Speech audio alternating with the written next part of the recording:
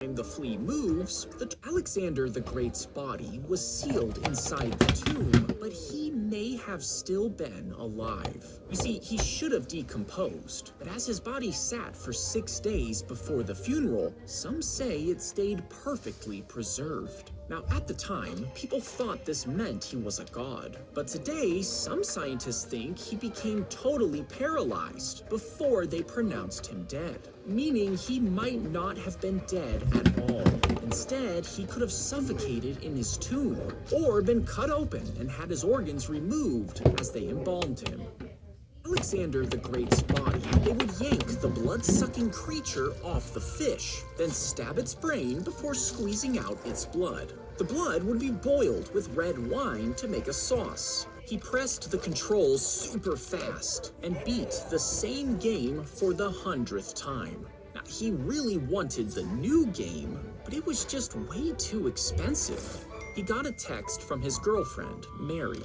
"Let's not do gifts this year and just save our money instead. Sound good?" He glanced at her camera on the shelf. It had slipped from her hands weeks ago, causing a crack in the lens. And every photo she took since had a line running right through the middle. He really wanted to get her a new lens for Christmas, which means he needed extra cash. First, he walked dogs around the city. Then, he went around the neighborhood, shoveling snow. He delivered food throughout the night, even skipping meals just to save every dollar. But by Christmas Eve, he still didn't have enough. He looked down at his game console, his favorite thing, and knew what he had to do. He biked through the snow and sold it for just enough to buy Mary the new lens. On Christmas morning, he handed her a small box wrapped in newspaper. She teared up as she lifted it out of the box. Then she smiled and handed him a box of her own. Inside was the new game, the one that he had wanted all year. He was confused. How could she afford this? And that's when he noticed the empty space on the shelf where her camera used to sit.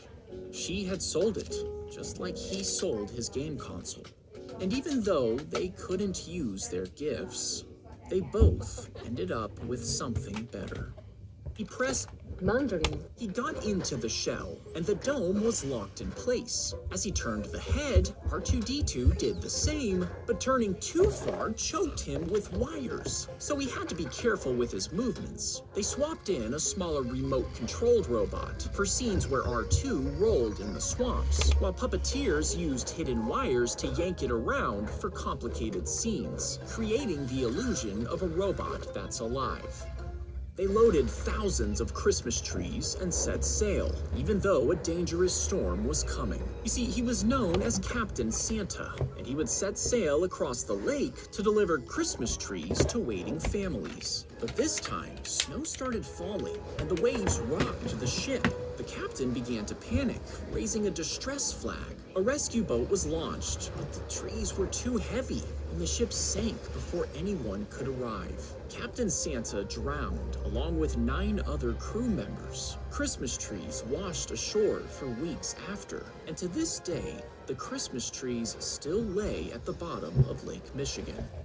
He loaded. His plane was shot, and plastic shards from the windshield tore into his. The enemy bullet sliced right through his chin strap, knocking the helmet off his head. They were trapped in trenches just a few hundred feet apart, fighting each other for weeks on end. He had stopped thinking of them as men. They were just targets in the dark. But one day, for some reason, the gunfire stopped.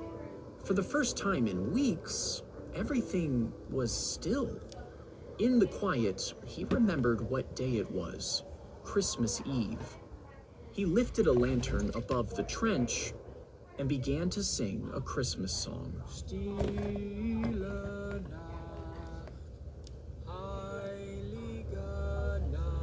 From across the field, another voice joined in.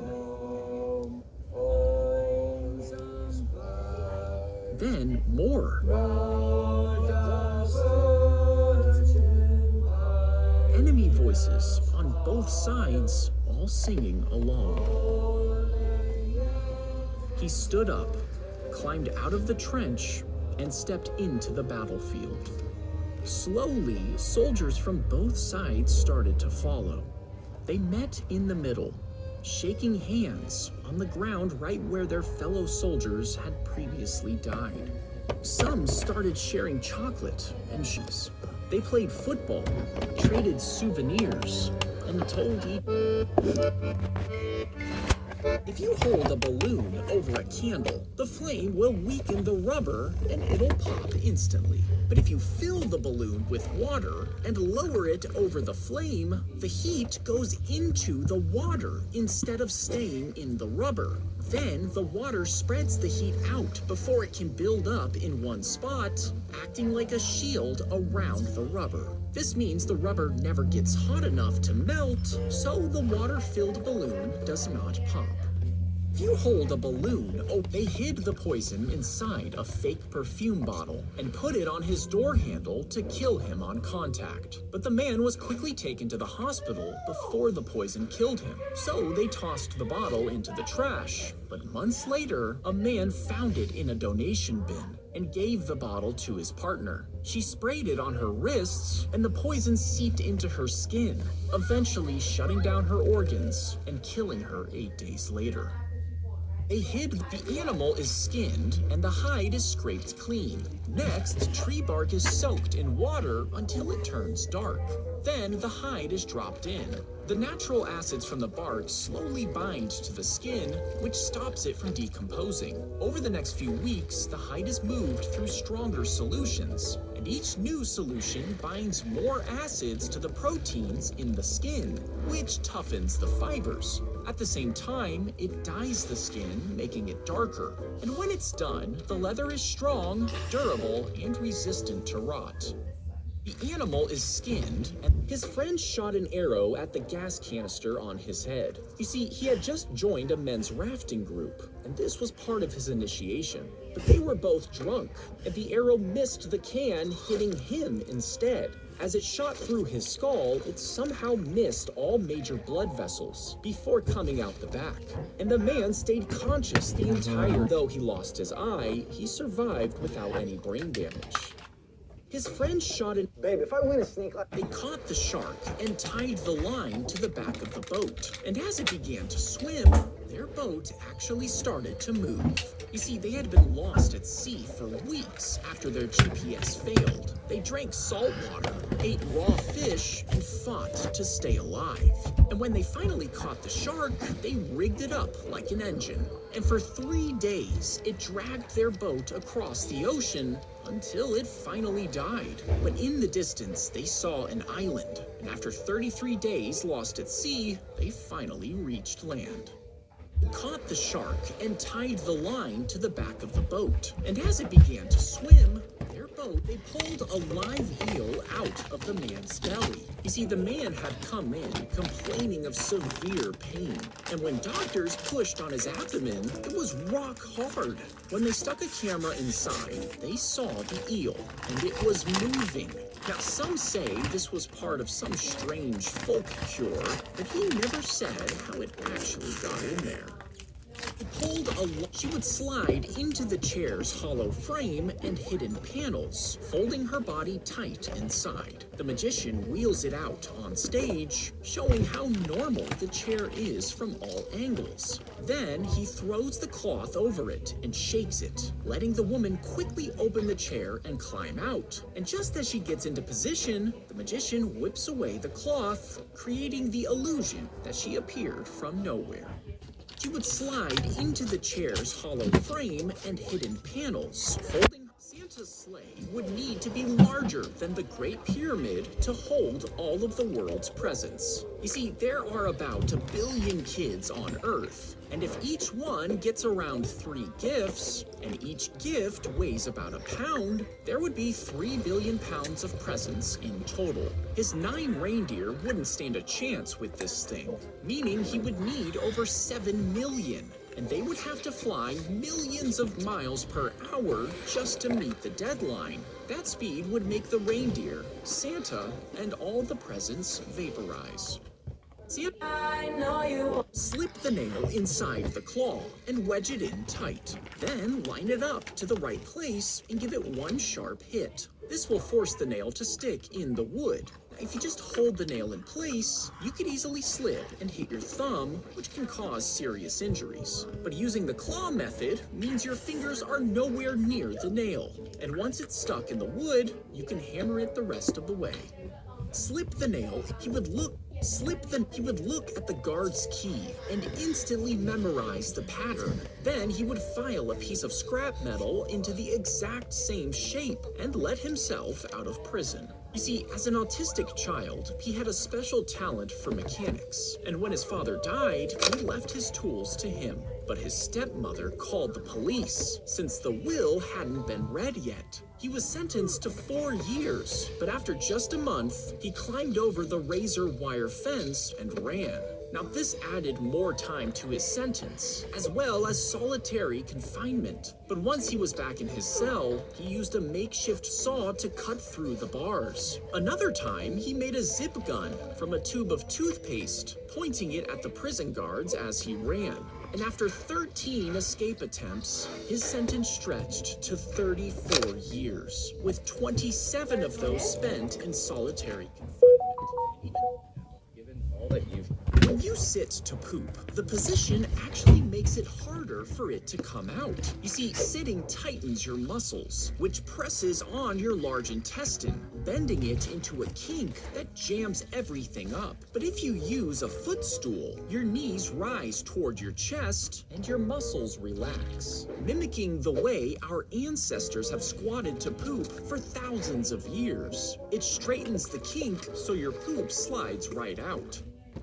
They watched as the plane's engines cut out one by one until thread the line through the eye and wrap it around itself 6 times. Then pass it back through the loop and pull tight. Now, for a human-sized fish, you would only need a stainless steel hook about 1 inch wide. But for a great white shark, over 2,400 pounds, the hook would have to be around 10 inches of solid steel. And pulling it up would take a machine strong enough to lift a car. Now, if you wanted to catch a megalodon, your hook would be 3 feet tall and 7 inches thick. And you would need a bluefin tuna on the hook as bait. But it would require arm and back muscles at least 10 times wider just to pull it in. The dragon flew above Disney World, and a pilot sat inside. Special controls allowed him to move the head, flap the wings, and swing the tail. A giant fan attached to its back pushed it forward, while a paraglider held it up in the sky. Powerful spotlights focused only on the dragon, but the dark glider was hidden against the night sky. And this made it look like a real flying dragon. A hidden cannon even let it spit fire, but after flying over the grand opening, it was put in storage and never seen again. Inside the bean, a larva smacks its head against the hollow shell, causing it to twitch and jump. Now, they do this when the beans are placed in the hot sun. You see, without movement, the heat could actually cook them alive. But by banging their heads, the larvae cause the beans to jerk and roll, eventually bouncing out of the sunlight to escape the heat. They can keep doing this for months as needed, until they finally transform into a moth and crawl out of the shell. Inside the bean, with a knife, stab the cross on the lobster's head to kill it. Then poach it in salted water just enough to loosen the meat. After that, snap off the claws at the knuckles. Twist, then pull, and the meat should slide right out. Then use a knife to crack open and empty the other side. Straighten the tail before you twist it clean off. Then squeeze the shell to pop out the juicy meat. Next, remove the 8 legs. Use a rolling pin to squeeze the meat out from each one like toothpaste. And finally, you can enjoy every bit of the lobster's meat. If you connected enough extension cords to stretch from New York all the way to California, you might think you could charge your phone from across the country. But you would actually need about 2.5 million 6-foot charging cords connected end to end just to make it reach. And because electricity turns into heat as it travels, it slowly loses energy along the way. So by the time it reached your phone, it would have less power than if you just rubbed your hand on a balloon. If you connect